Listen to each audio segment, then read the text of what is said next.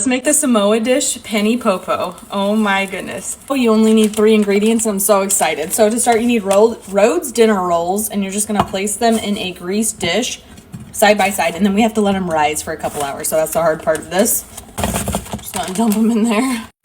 They're covered. I'll be back in a couple hours. They have risen. They've been out for like maybe 3.5 hours, so they've been pretty good. I put it on top of my stove and my oven was on earlier, but look at them. Okay, next we're gonna make the topping.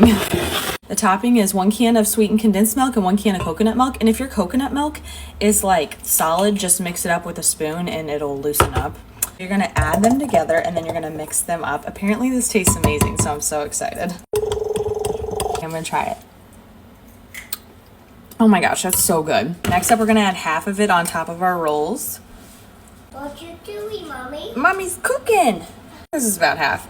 It's covering the rolls. And now we're gonna bake it. At 350 for 25 to 30 minutes. I'll be right back. The rolls are done. Look at them, oh my gosh. We're gonna dump the rest of our stuff on the top. Will I help you?